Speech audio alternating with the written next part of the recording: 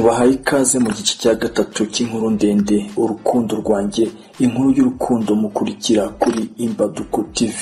Turashimira mwamaze gukanda subscribe kuri channel yacu, tunasaba mwebwe mutarabikora kwa kariko kanya. Reka dutangire. Nawe yakomeje kurira ndetse mbona ko intimba yuzuye umutima we. Niyumvishaga ukuntu twembi twaba twarakunze umusore umwe Patrick, umukunzi we nahoraga nanjye nifuza ibihe byose. Nawe yarababaye maze ahita yicara hasi ababira ikigega, nanjye nimba iranshengura mpita mwicara iruhande nangira kumuhoza amarira. Namuhozaga nanjye amarira ari gutemba. Nawe yarankundaga cyane ku buryo ibyo namubwiye byari bimeze nka bombe muteye, maze musaba ko yatuza agashyira umutima hamwe. Namubwiye Naomi wihangayika, Patrick ni wowe yahisemo, kandi kuba yaragukunze si icyaha cyawe. Ndagusabye ukomeze umukunde, umuhe urukundo rwuzuye. Nimumera neza nanjye nzishima.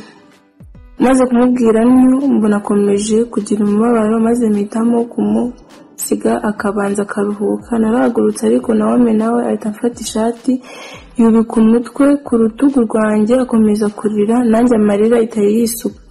Twararize ku buryo buri umwe muri twe yatoje ishati ya mugenzi we. Wari umunsi w'umubabaro n'agahinda ku mpande zombi. Naomi yaracecetse maze arambwira ati, ndakwinginze umbabarire Sumaya, umbabarire kuri buri kimwe cyose cyabaye, mbabarira kuba narakubabaje imyaka yose. Ubu ngombe ntandukane na Patrick, byanze bikunze ndamureka muguhe, kuko ugomba kubana nawe kugira ngo uzagire ibyishimo mu buzima. Patrick ni ibyishimo byawe. Yambwiye atyo numva ndababaye, ndamubwira ntabwo ari byo Naomi, Patrick agukunda cyane kandi ni wowe yahisemo. Ntugomba kumureka kuko nubikora nawe arababara. Njyewe yankunda nk'inshuti isanzwe, ariko wowe agukunda nk'inshuti. Sigaho utamubabaza rero. Nakomeje Naomi ngo agatwarwa n'umubabaro maze agakora icyo atatekerejeho. Nahise mufata akaboko ndamubwira uramenye wirinde Patrick atamenya aya makuru yose. Twahise tugenda tujya mu ishuri, dusanga abandi bari kwiga kuko bari barinze bava gukina, twe tukiri hanze. Umunsi urangiye twaratashye nk'ibisanzwe, maze nijoro ndi mu rugo mbona muri telefone yanjye nakundaga gusiga hajemo message. Ndebye mbona ni Patrick. Nagize ubwoba ndibaza ese Naomi yaba yabwiye Patrick ibintu byose twavuganye. Nabonyeho message yanteye agahinda muri uwo mugoroba. Yari Patrick wambwiraga ati, ndagukunda inshuti yanjye kandi ndagukumbuye. Sinzi icyo nagukoreye cyatumye uca umubano hagati yanjye nawe. Sumaya twajyaga dufatanya guteka, Sumaya umwe twajyaga twigira hamwe muri classe, Sumaya umwe twajyaga dukirana, ndumva Sumaya umwe twajyaga dufurira hamwe imyenda. Nkumbuye uwo Sumaya wa kera, sinzi ko azigera agaruka. Ubutumwa bwa Patrick bwamaze ku mutima, nangira kwibuka ibihe byahise, nangira kwibuka ko nari mbanye neza na Patrick. Numvise binshenguye mu mutima, nshuka amarira ashoka ku matama yanjye. Patrick yari andi mu maraso nubwo ntihagararaga. Igitondo cya kare nasubiye ku ishuri kandi twari dufite amatest. Nakoze test ya mbere ndasohoka njya kwicara iruhande rw'ikigega kuko twari dufite indi test ya kabiri uwo munsi. Nakibutse ngo ndebe uwo numva inyuma yanjye, mbona ni Patrick uhagaze arambaza ati, test y'uyu munsi yari imeze ute? Ndamusubiza nti yagenze neza. Ati, ese twakwigana niba ntacyo bigutwaye? Ndamusubiza nti nta kibazo rwose.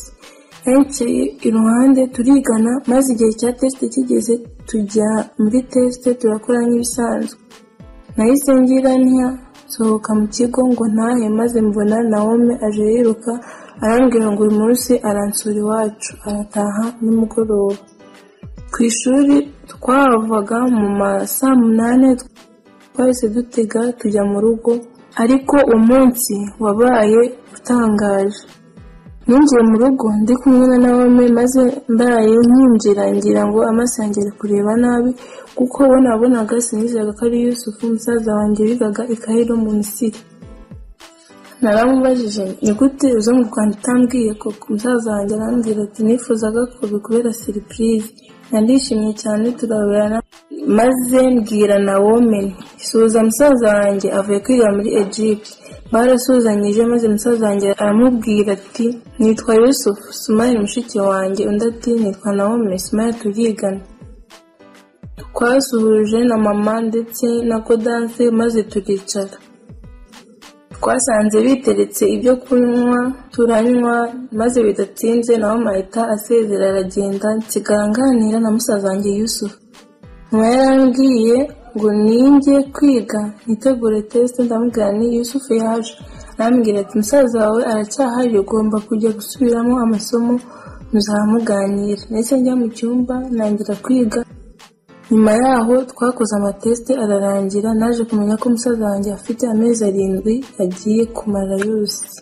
Numva biranshimishije cyane. Nakomeje amasomo yanjye ndetse nitegura ibizamini bya leta, ariko icyo gihe cyose Naomi yanyuzagamo akansura tukaganira ndetse na musaza wanjye akatuganiriza. Rimwe na rimwe muri weekend akadusohokana akatujyana ahantu kutugurira ibyo kurya no kunywa. Patrick nawe yanyuzagamo akansura ariko ntibyari cyane. Nyuma yaho ibizamini bya leta byaraje turabikora, maze nsoje ikizamini cya nyuma mu rugo bankorera umunsi mukuru ko ndangije kwiga. Uwo munsi sinzawibagirwa. Papa yanzaniye ikanzu nziza cyane isa iroza maze biba ibirori iwacu mu rugo ku buryo byari bimeze nk'urugo. Abashyitsi baraje, Naomi, Patrick n'abana twiganaga nabo bari bahageze. Wari umunsi w'ibyishimo, abantu baranywa barabyina maze ikirori kirashya. Mu gihe cyo kubyina buri wese yatangiye kubyina umuziki mu buryo bwe. Patrick yaraje aranyegera arambwira ngo arifuza ko tubyinana. Twarafatanye turabyinana numva ndatwawe karahava. Byageze aho niyegereza Patrick ngo anyegere dusomane, ariko mbona aritwara nkaho ntabyo azi. Nanjye ndamwera ariko nkomeza kubyina nawe twegeranye. Muri ako kanya Naomi yahise atugera iruhande maze akurura akaboko Patrick aramubwira ati Sheri nibire ngushakisha ahantu hose nakubuze naho wibereye hano. Yavugaga atyo arimo kumukurura mujyana, nsigara njyenyine intimba iranyica. Nibuka ko njyewe nta mukunzi mfite. Nahise njya kwiyicarira ndatuza, abandi bakomeza kubyina. Haciyeho umwanya utari muto nakebutse hirya mbona Naomi na Yusuf bahagaze baganira. Sinabitindaho nkomeza kwirebera uko abandi babyina.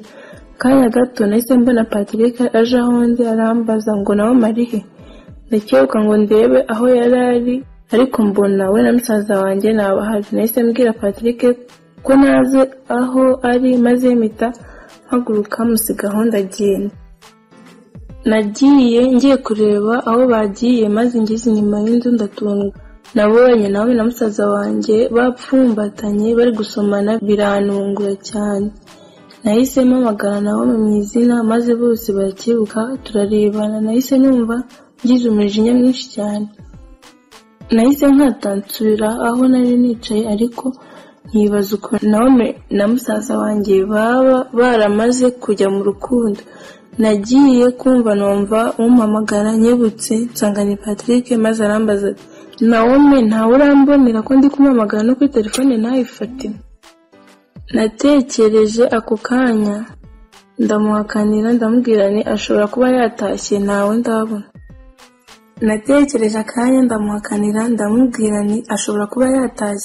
ndabona. Sinashakaga kubabaza umutima wa Patrick kuko yakundaga Naomi byo gupfa. Yamenya ko ari kumwe n'undi musore byari kuba bibi cyane. Numvaga naniwe cyane kandi Patrick nawe yarabibonaga maze ahita amfata akaboko arambwira ati tugende mugeze mu nzu uryame.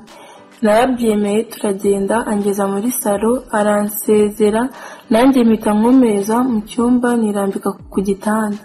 Numvise ngiriye impuhwe cyane Patrick kubera imyitwarire nari maze kubona ku mukunzi we Naomi.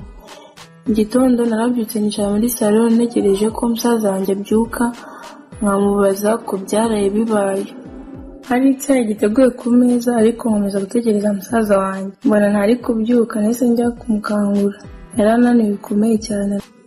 Arambaza ati meze bite Suma? ndamubwira nti waryamire cyane, byuka icyayi kirahari kandi ndifuza kuganira nawe nkagira ibyo nkubaza. Yarambwiye ngo nimubaze nta kibazo.